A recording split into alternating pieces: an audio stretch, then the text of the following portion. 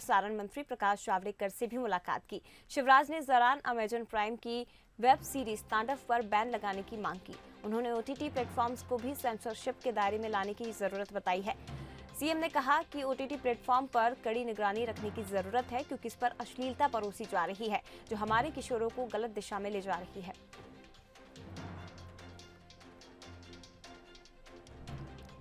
मैं ये भी कहता हूं कि ओटीटी प्लेटफॉर्म पर भी कड़ी निगरानी रखने की आवश्यकता है, क्योंकि इस प्लेटफॉर्म पर जो अश्लीलता परोसी जा रही है वह हमारे किशोरों को विशेषकर गलत दिशा में ले जा रही है। इसलिए इसकी निगरानी, इस पर अंकुश आवश्यक है। भारत समेत दुनिया भर में मनोरंजन के तौर तरीकों में बदलाव आ रहा है। फैमिली एंटरटेनमेंट के बजाय अब ओटीटी प्लेटफॉर्म्स पर वेब सीरीज बड़ी संख्या में दर्शकों को खींच रही है, लेकिन इसके साथ ही कंटेंट को लेकर भी विवाद बढ़ते जा रहे हैं। नई वेब सीरीज तांडव को लेकर भी सियासी तांडव शुरू हो चुका है और अब ओटीटी प्लेटफॉर्म पर नजर रखने की मांग तेज हो गई है। देखिए report. Netflix, Amazon prime, Hotstar, ये कुछ ऐसे नाम हैं जो बड़े पर्दे को मोबाइल की छोटी सी स्क्रीन पर ले आए हैं। हालांकि पर्दे का आकार जरूर छोटा हुआ, लेकिन विवाद लगातार बढ़ रहे हैं। ओटीटी प्लेटफॉर्म पर परोसे जा रहे कंटेंट को लेकर कंट्रोवर्सी थम नहीं रही है। हाल ही में अमेजन प्राइम पर रिलीज हुई सैफ अली खान और डिंपल कपाड़िया की वेब सीरीज तांडव को लेकर देश भर में तांडव मचा हुआ है। बीजेपी ने हिंदू धर्म के अपमान का मुद्दा उठाया है। आरोप है कि तांडव वेब सीरीज में हिंदू देवी देवताओं का अपमान किया गया है। मध्य प्रदेश में भी वेब सीरीज तांडव बैन करने की मांग की जा रही है। कैबिनेट मंत्री विश्वास सारंग ने केंद्रीय मंत्री प्रकाश जावड़ेकर को पत्र लिखा तो गृह मंत्री नरोत्तम मिश्रा ने कहा कि प्रायोजित गैंग है जो बहुसंख्यक वर्ग पर निशाना साध रही है। उसमें एक बात तो स्पष्ट आती है कि प्रायोजित तरीके से जानबूझकर वो टुकड़े टुकड़े गैंग के जो नारेबाजी है ना, उसको वैलिड करने की कोशिश की गई है, ये समझाने की कोशिश की गई है।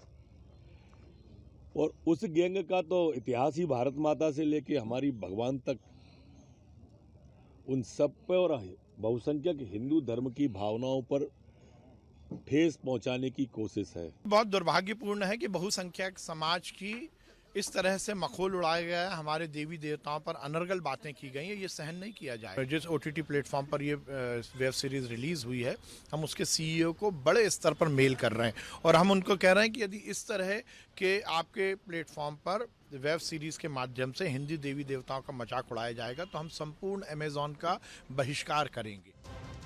जब से भारत में ओटीटी यानी ओवर द टॉप चैनल शुरू हुए हैं, गाली गलौज, एडल्ट वेब सीरीज और फिल्मों का चलन बढ़ गया है।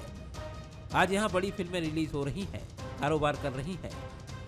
ओटीटी प्लेटफॉर्म ने लॉकडाउन के दौरान पेड सब्सक्रिप्शन में 31% की तेजी दर्ज की है। यही वजह है कि 3600 करोड़ के इस बाजार को 2023 तक 36,000 करोड़ के पार जाने की उम्मीद है। अगर पेड सब्सक्रिप्शन की बात करें तो डिज्नी हॉटस्टार पर 1 करोड़ 20 लाख, अमेजन प्राइम पर 60 लाख, सोनी लिव पर 90 लाख, G5 पर 75 लाख, तो नेटफ्लिक्स पर 50 लाख पेड सब्सक्राइबर्स हैं। वहीं कांग्रेस बीजेपी पर ओटीटी के नाम पर सियासत करने का आरोप लगा रही है। भारत में जिस तरह से ओटीटी नेटवर्क का व्यवसाय बढ़ता जा रहा है, यह सरकार का दायित्व है कि ओटीटी नेटवर्क के लिए सेंसर बोर्ड बनाया जाए। पहले भी कई वेब सीरीज और फिल्मों में इस तरह के विवाद हो चुके हैं। भारतीय जनता पार्टी के नेता राजनीति करते हैं इन मुद्दों की, लेकिन उनकी सरकार जो बड़ी बड़ी मल्टीनेशनल कंपनियों के दबाव में है, जिनकी ये वेब सीरीज और ओटीटी प्लेटफॉर्म पर चल रहे हैं, उनके दबाव में सेंसर बोर्ड नहीं बना रहे हैं और जनता के बीच में राजनीति करने का काम कर रहे हैं। ये हमारे परिवारों के लिए, समाज के लिए ज़रूरी है कि ओटीटी प्लेटफॉर्म पर जल्द से जल्द सेंसर बोर्ड बनाया जाए। इसलिए भारतीय जनता पार्टी के नेता राजनीति छोड़कर सेंसर बोर्ड बनवाएं।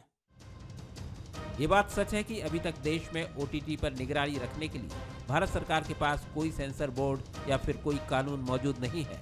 हालांकि ऐसी स्थिति से निपटने के लिए करीब 15 ओटीटी प्लेटफॉर्म ने अपनी एक संस्था बनाई, जिसमें इन सभी प्लेटफॉर्म्स ने सेल्फ रेगुलेशन पर सहमति जताई थी। लेकिन जिस तरह से विवाद बढ़ रहे हैं, उसके बाद सवाल उठ रहा है कि क्या अब सरकार OTT प्लेटफॉर्म पर लगाम लगाने के लिए कोई ठोस कदम उठाएगी। Bureau report, Bansal.